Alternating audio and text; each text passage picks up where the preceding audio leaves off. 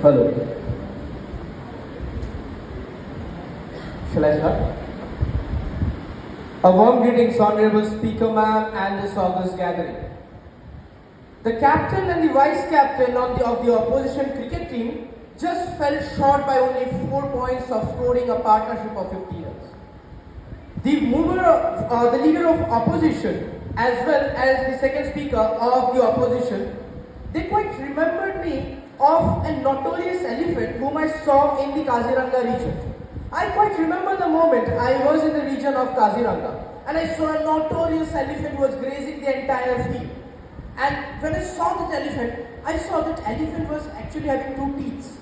One tusk which he was showing to off glamour, and another teeth which he was using to chew the entire grasses which he was eating. And similarly, the member of the opposition, first two members, they highlighted a very important fact that the mover of the proposition came here and submitted a bill but did not took permission of Honorable Speaker Madam, but they were the ones who came here. Then the entire statement, around 46 times combined, they have mentioned Honorable Speaker Sir in Assamese quote, Mananiya Adhyakya Mahoday, unquote. And this quite contradicts the entire statement how in one hand they come here and criticizes the members of the proposition on how they have been miscalculated Honorable Speaker Ma'am, but in the other hand they are calculating a 46 runs of partnership on mentioning Honorable Speaker Ma'am as Honorable Speaker Sir. Greetings Honorable Speaker Madam, today I stand before you strongly supporting the motion put forward by my fellow members of proposition.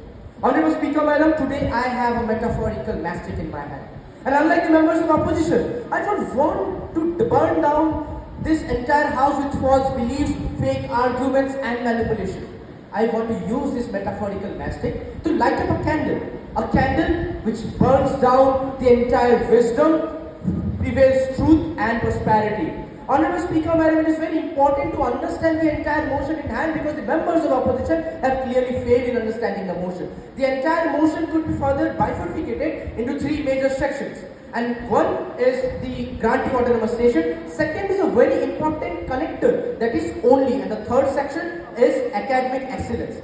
What the members of the opposition have been targeting on the word only, then how granting autonomous section can be the only perspective of academic excellence when we are not talking about academic excellence. We understand and accept a very important fact that there are very different ways how academic excellence can be prevailed, but the word only have been used because we have also used another word in the entire motion. That word is ensure. So we meant by for ensuring academic excellence, granting autonomous status is extremely important.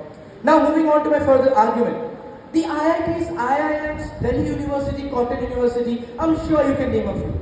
These institutes have tended to be the islands of excellence floating on the sea of mediocrity. But the average Indian education system is not of the kind that you, I and the members of this house will look upon.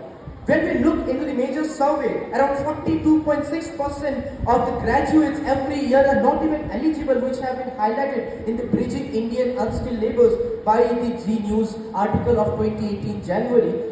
Now even if you look, around 75% of the graduates every year do not have proper skills which are required by most of the hiring companies, which have been even highlighted in the IAMEA report of 2022.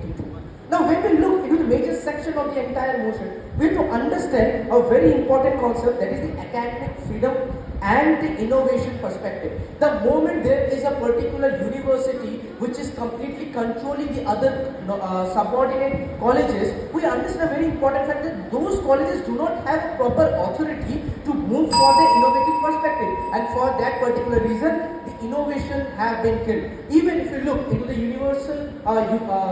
University Grant Commission of 1956 Act, it clearly highlights that the section 12 of the Act clearly mentions that autonomous status shall be granted to multiple colleges, but there is also a requirement which is that it should have a minimum NAC accreditation of A. Even apart from that, when we look, there have to be a proper argumentative difference between equality and equity.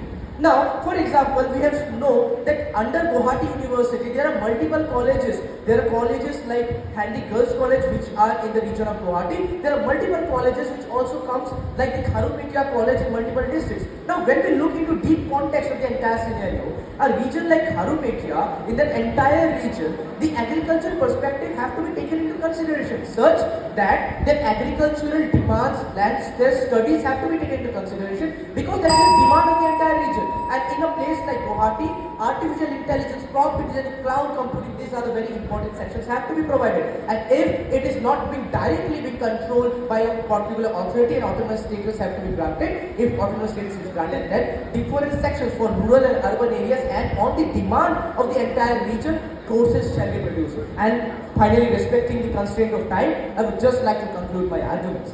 But before I leave, I just have few words for the members of opposition who have been clearly changing their facts again and again and again. And it stands that if a chameleon would have been present here, then chameleon would have felt insecure about his abilities, because the statements of the members of opposition changes faster than a chameleon even changes its skull. With this, though I rest my case, but definitely not my cause. Thank you, Honorable Speaker, Madam. Thank you, August Gathering.